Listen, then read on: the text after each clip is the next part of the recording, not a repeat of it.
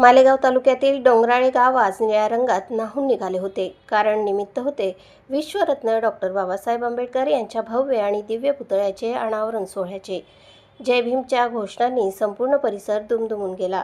ढोल ताशांच्या गजर, लेझिम पथकांचा जल्लोष आणि भीमफेरीमुळे गावात उत्साहाचे वातावरण निर्माण झाले होते. या भव्य सोहळ्यासाठी केंद्रीय सामाजिक न्याय राज्यमंत्री रामदास आठवले, महाराष्ट्राचे शालेय शिक्षण मंत्री दादा भुसे आणि खासदार डॉक्टर शोभाताई बच्छाव यांची प्रमुख उपस्थिती लाभली. मान्यवरांच्या हस्ते दीपप्रज्वलन आणि पुष्पवृष्टी करून पुतळ्याचे अनावरण करण्यात आले. यावेळी बोलताना रामदास आठवले यांनी बाबासाहेबांचा पुतळा हा स्वाभिमान आणि संविधानाचा संदेश देणारा असल्याचे सांगितले. तर दादा भुसे यांनी विद्यार्थ्यांमध्ये संविधान मूल्य रुजवण्याची गरज व्यक्त केली. खासदार डॉक्टर शोभाताई बच्छाव यांनी बाबासाहेबांचे विचार समाजाला दिशा देणारे असल्याचे नमूद केले. कार्यक्रमात रिपब्लिकन पक्षाचे अनेक पदाधिकारी, स्मारक समिती सदस्य आणि हजारो भीमसैनिक उपस्थित होते.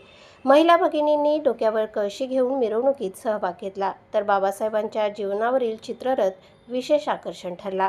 सामूहिक बुद्धवंदना आणि महाप्रसादाने कार्यक्रमाची सांगता झाली.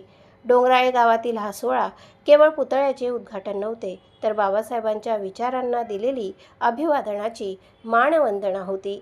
प्रतिनिधी नवनीत बागलेसह स्वराज्य न्यूज, मालेगाव. बालिकेच्या अत्याचाराने आपले तोंड झाले आहे काळे.